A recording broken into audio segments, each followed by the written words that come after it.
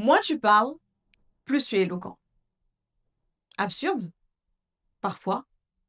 Et pourtant, bienvenue dans le monde du paradoxe. Cette figure de style qui va vous aider à susciter l'intérêt. Et oui, aujourd'hui, reste jusqu'à la fin de la vidéo pour voir comment l'approche paradoxale impacte un public. À tout de suite. Il ne s'agit pas de vendre du rêve, il s'agit de susciter l'intérêt. Bienvenue sur la chaîne qui vous apprend les bases de la prise de parole en public. Dico Mariam pour vous servir, ici c'est Prestance. Abonnez-vous et activez la cloche si vous aussi, vous en avez marre des prises de parole inutiles, des prises de parole médiocres, des prises de parole qui n'ont aucun effet.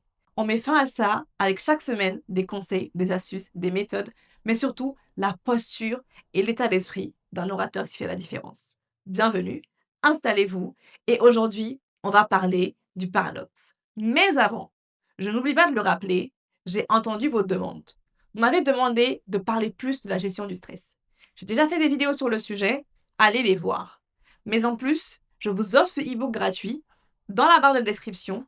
Téléchargez-le, il va vous permettre de prendre connaissance des 5 grandes peurs qui vous volent votre prise de parole, qui vous volent votre clarté et votre capacité à vous exprimer avec aisance.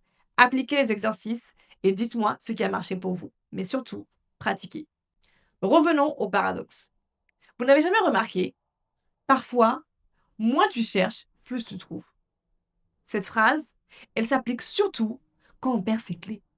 Qui n'a jamais perdu ses clés?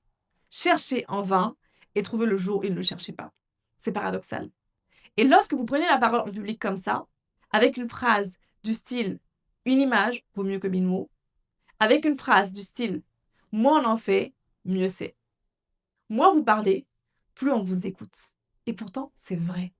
La simplicité, la rareté a un prix. La rareté est recherchée. C'est ça le paradoxe. Il y a quelques semaines, j'ai parlé de l'oxymore. Vidéo ici. L'oxymore, c'est l'une de mes figures de style préférées. Donc si vous avez raté la vidéo, allez la voir. L'oxymore peut être un peu similaire au paradoxe. La différence se situe au niveau de la structure grammaticale.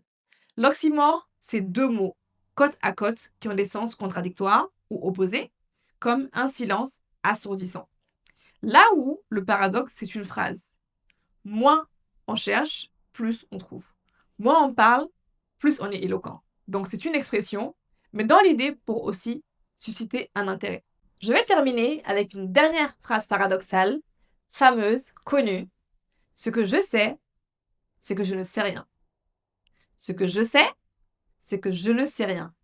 De qui est cette phrase paradoxale? De qui est ce paradoxe? Qui a prononcé cette phrase? Si vous savez, si vous avez la réponse, rendez-vous en commentaire. Dites-moi qui a prononcé cette phrase paradoxale. Une belle figure de style au point où, des années après, on s'en rappelle. Vous aussi, devenez un orateur dont les phrases persistent, traversent l'épreuve du temps, de leur justesse, de par leur simplicité, de par leur éloquence. C'est ça que permet le paradoxe. Chers amis, avec cette fameuse phrase paradoxale, je vous annonce que c'est la fin de cette série sur les figures de style. On en a vu beaucoup. Beaucoup reste à voir, mais ici, j'offre une boîte à outils. L'objectif, c'était de vous mettre le pied à l'étrier, chose qui, je pense, est faite, vous faire découvrir, peut-être redécouvrir certaines figures de style, que vous sachiez que vous avez ces figures à disposition. Faites-en bon usage, ne vous privez pas, mais aussi n'en abusez pas. C'est la fin donc de la série sur les figures de style. On se retrouve la semaine prochaine pour continuer à travailler votre éloquence avec prestance. À bientôt.